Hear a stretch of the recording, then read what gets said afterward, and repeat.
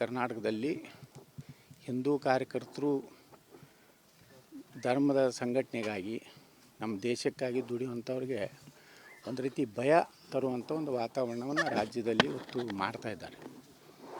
ಇಂಥ ಸಂದರ್ಭದಲ್ಲಿ ನಮ್ಮ ಏನು ಕರಾವಳಿಯ ಒಬ್ಬ ಪ್ರಭಾವಿ ಸುಹಾಸ್ ಶೆಟ್ಟಿಯವರು ಅವರೆಲ್ಲ ಮನೆಯ ಒಂದು ಪರಿಸ್ಥಿತಿ ನೋಡಿದ್ರೆ ಅತ್ಯಂತ ಬಡತನ ಕುಟುಂಬದಲ್ಲಿ ನಮ್ಮ ದೇಶ ಸಲುವಾಗಿ ಧರ್ಮ ಸಲುವಾಗಿ ಹೋರಾಟ ಮಾಡ್ತಾ ಇದ್ದಾರೆ. ಅವ್ರಿಗೆಲ್ಲ ರೀತಿ ರಕ್ಷಣೆ ಕೊಡುವಂಥದ್ದು ನಮ್ಮೆಲ್ಲರ ಆದ್ಯ ಕರ್ತವ್ಯ. ಆ ದುರಂತ ಏನಂದರೆ ಯಾರು ಅಧಿಕಾರಕ್ಕೆ ಬರ್ತಾರೆ ನಮ್ಮ ಕಾರ್ಯಕರ್ತನ ರಕ್ಷಣೆ ಮಾಡ್ಕೊವಂಥದ್ದನ್ನು ನಮ್ಮ ಸರ್ಕಾರ ಇದ್ದಾಗೂ ಸರಿಯಾಗಿ ನಿರ್ವಹಿಸಲಿಲ್ಲ. ಅದಕ್ಕೇ ನಮ್ಮ ಪರಿಸ್ಥಿತಿ ಇಲ್ಲಿ ಈಗಂತರೂ ಕಾಂಗ್ರೆಸ್ ಬಂದ ಮೇಲೆ ಅಂತೂ ತೀರಾ ಅವರಿಗೆ ಭಯ ಹಾರಿಬಿಟ್ಟಿದೆ.